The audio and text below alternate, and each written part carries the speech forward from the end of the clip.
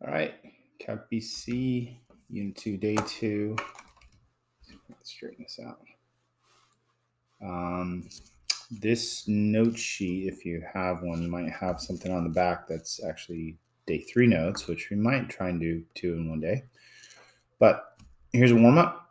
Pause the video, try the problems, and then I'll tell you what the answers are and show you the work. So go ahead and pause the video. Okay, so the answer to number 1 is pi plus 1. The answer to number 2 ends up being 48. The answer number 3 ends up being 0. The answer number 4 ends up being negative infinity, which is technically not what you should write for the answer. You say does not exist or no limit. But I will be asking for this kind of description. And number 5 is specifically no limit, which is different than the infinity situation. So the work for these, first one, you need to try substitution first. If you plug pi in, you get pi, and cosine of pi is -1, right? So then you get pi plus 1. Next one, if you plug -4 in, you get 0 over 0, which is indeterminate. So as far as now, what we're using is trying to locate the hole in the graph. So we're going to factor this x. This is 4 cubed, right? So x plus 4, SOAP, x squared, 4 squared, middle, multiply them together. Same, opposite, always positive, all over, x plus 4. And sure enough, there's the hole in the graph. And then you could reevaluate it by plugging -4 back in, and you get positive 16 plus 16 plus 16 equals 48. So that's the work you would show.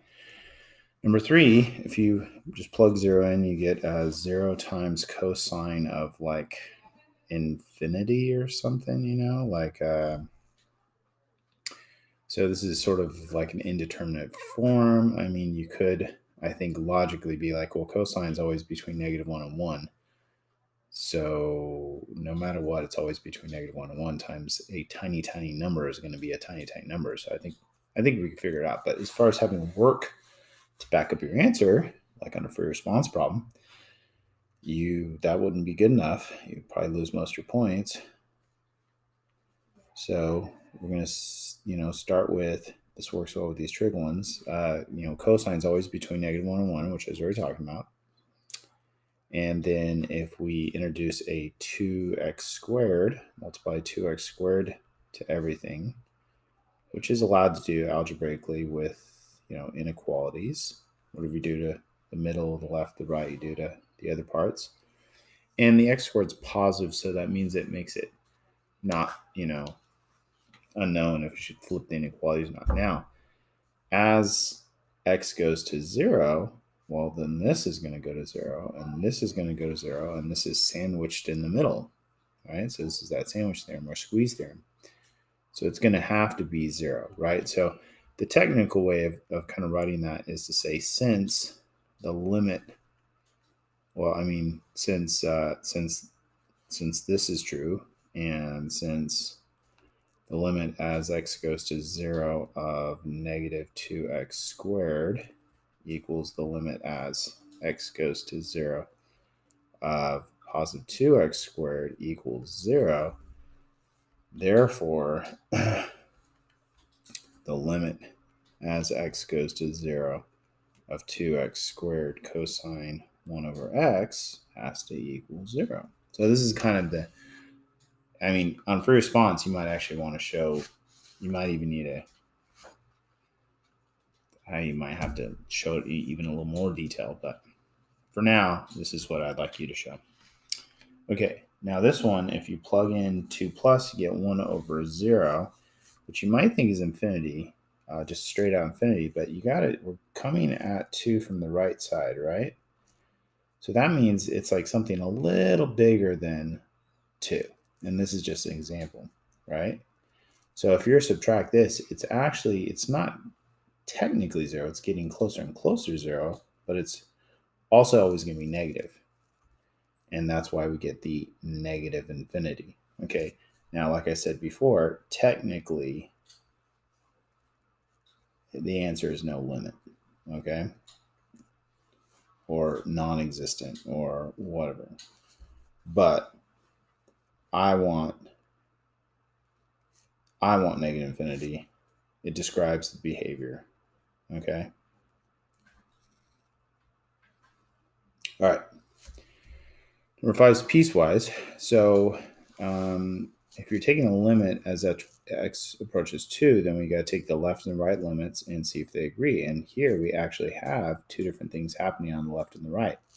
So here, the limit as x approaches 2 from the right of f of x is going to equal the limit as x approaches 2 from the right of x plus 4, which is 6. And the limit as x approaches 2 from the left of f of x equals the limit as x approaches negative 2 from the left of negative x, which gives you negative 2. And these are not equal, so therefore the limit does not exist. Okay, so that's a warm up. Okay, so today we're going to talk about limits involving infinity, positive and negative infinity, call that end behavior. Horizontal asymptotes are usually found by taking this approach. If you take a limit as positive or negative infinity and you get a value, then y equals that value is your horizontal asymptote, right? And you can have different horizontal asymptotes on the left side and the right side, or you might only have one on the right and not the left, or you might have the same one on the left and the right. But you kind of have to look at those, and that's usually they try and trick you on some multiple choice questions with that, where there's multiple horizontal asymptotes, and if you don't check negative infinity, you get a different one. Can a function cross a horizontal asymptote? Yeah, sure. And as an example, this is the function that we were looking at yesterday. So the answer is yes. And just as a quick example, this graph looked like this. I don't know if you guys remember this one. It looked like kind of like a trig curve that was kind of just getting smaller and smaller. So yeah, it can, it had a horizontal asymptote of y equals 0. If you take this to infinity, it goes to 0.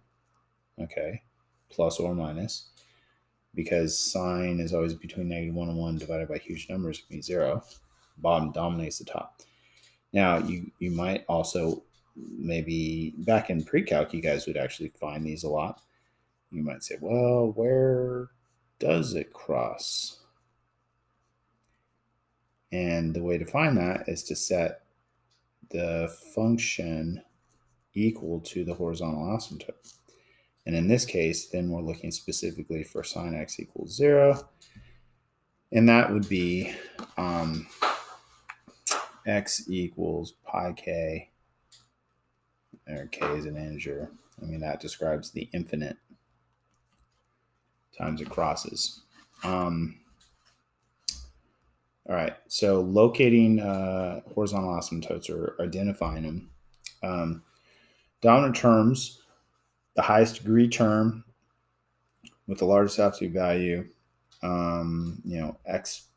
exponentials be polynomials. So it's good to understand the relative size of different kinds of functions to each other and how quickly they grow. So, the easiest way to do this is just look at the dominant terms and be like, oh, okay, well, 2x squared, and 5x, they're both, this is the biggest term on the top, this is the biggest term on the bottom. And so really, when you plug in large numbers, this is the only time this makes sense. When you plug in large numbers, it's really like you're taking the limit of that. Those two dominant terms simplified, and you're going to get positive or negative infinity. It's going to blow up, which is no horizontal asymptote. Okay, but we would call this the end behavior, right? The end behavior it's going to positive, negative infinity, right? Okay, and in fact, this is a function that has a slanted asymptote. So it doesn't have a horizontal asymptote, but it has a slanted asymptote. So this curve doesn't really look like this line, but it does go towards this line as you plug large numbers into it. So the slant asymptote is that equation. Okay, and it doesn't have to be a slanted asymptote. It could be kind of curvy. It could go towards a parabola or something like that on different problems. I'm trying to draw a line right here. So the general kind of summarize what's happening here is if the degree of the numerator is bigger than the denominator, well, it's going to go to some kind of plus or minus infinity because the top's going to blow up bigger than the bottom, and the whole thing's going to blow up. I wouldn't memorize that. It should just kind of be something that makes sense in your head. Now, here's one where we give a different situation where the bottom degree is bigger than the top degree. And it's the same idea that we're really just taking the dominant terms and simplifying them together. And if you plug large numbers into this, it's going to give you really tiny answers, positive or negative. It's going to go to 0. And so this has a horizontal asymptote y equals 0. Or we might say that the end behavior is going towards 0. Okay. So in general, if the degree of the denominator is bigger than the top, well, the bottom's going to dominate the top. You're going to get really tiny answers. It's going to go to 0. Again, not something to memorize. It's too simple to memorize. Okay, next one. The dominant terms, highest degree terms, happen to be the same. We're going to take the same approach that we've been doing, and we're going to simplify them and only care about them. And this is going to go to 2/5. So that's a horizontal asymptote. So a horizontal asymptote could be a value, right? Or we could say the end behavior is going towards 2/5, right? So if the degree of the denominator equals the degree of the numerator, it's really just going to be the ratio of their coefficients because that's the only difference in them. So it's just going to be the ratio of their coefficients. Sometimes it can get a little, more complicated, and you might just not have like this. This has the same horizontal asymptote on both sides, right? Sometimes it's only one side. Sometimes you get different ones. So here, the dominant term on top is x. The dominant term on top is the x squared inside a square root. So we kind of ignore that, and it becomes like x. So this is going to be the limit as x approaches infinity of x over x. Now, there's an easy mistake to make here. One, first of all, if you plug infinity here, it's going to be infinity, some kind of infinity over some kind of positive infinity. You should get a positive answer, okay? And then in this case, you'd be like, oh, well, they have the same degree, so the answer is just the ratio of their coefficients 1. But you got to watch out, because in this problem right here, when we go to negative infinity, and it's the same expression, dominant terms, right? And you're like, oh, it's just x over x, and that equals 1. Yeah, but think about it before we do anything. If you plug negative infinity here, that's a large negative number. Plug negative infinity here, it gets squared and made positive square root of that's positive, so that's going to be positive. And it should be a negative or a positive. We should get a negative answer. It should be -1. But how do we determine that here? Well, here's the idea. When you say this is x, it's not technically x because it got squared, got made positive, and then you took square root. So we don't really know if it's positive or negative. So we got to put absolute values around it. And this was an issue back in Algebra 2 when you guys would simplify radical expressions with variables in them. That if you had even root with something with even power inside of it, you had to put these absolute values around it because you may have lost that negative number and then your answer would not be correct. So that's one issue here. But also the other issue is that we got two horizontal asymptotes. To the right, it goes to positive 1. To the left, it goes to negative 1. So again, the sandwich theorem, which I showed you yesterday, you want to, if you go to infinity, it's going to be sine of infinity over infinity, which we don't really know what that is. But, I mean, logically, we say, well, it's between negative 1 and 1. So it's kind of meaningless compared to this, and it's going to go to 0. But if you're going to show the work, we would say, all right, well, sine x, it's got to be between negative 1 and 1, right? And then we can divide everything by x. Now, this is something where I don't know if we really know if we should flip the signs or not. Okay? Like,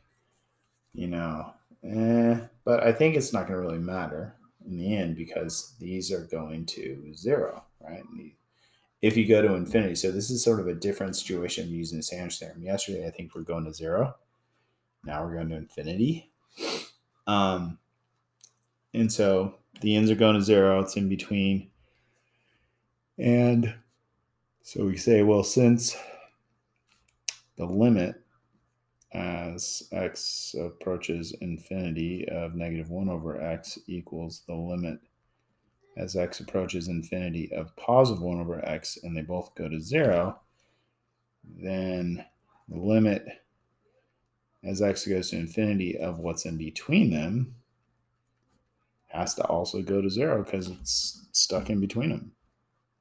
So the answer is 0. In this case right here, that's a horizontal asymptote, y equals 0, right? If we go to negative infinity, it's also going to go to 0. Vertical asymptotes are they seem like they'd be totally related to horizontal asymptotes, but they're totally different they come from totally different situation. They come from division by 0. So here the vertical asymptotes are going to be x equals 0 and x equals 3.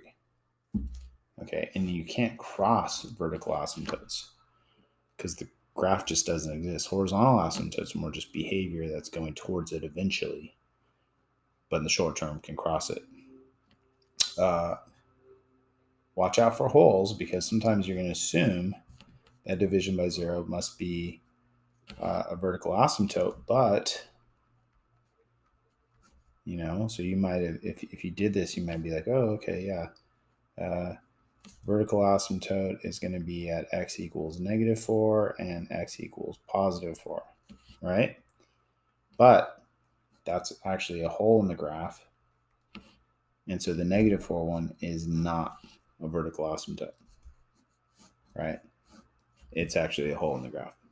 It does have division by 0, but it itself does not doesn't make the graph blow up because it has the same term on the top, and so they just kind of cancel each other out.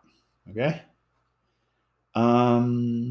Substitution on limits. So this is just a way of rewriting limits into maybe something that is easier to work with or whatever, but it's just an option. So you could say, well, as x goes to infinity, 1 over x goes to 0. So what we could do is we could translate this into something that kind of has the same result. We could say, well, as x goes to 0 of sine of x, then we're going to get the answer. Anyways, the answer is 0, but I think you could have figured that out the other way too. We are going to positive infinity, so it's going to 0 from the right side. So you actually rewrite as a one-side limit because that's kind of a one-side limit, right? X going to infinity. It's just you can't approach infinity from the right side. So as x goes to 0, sine x goes to 0. So it's just something that could happen. So here's the assignment out of the book. Mostly odds. Check them in the back of your book. And we'll go over questions on the ones that you guys have questions on. So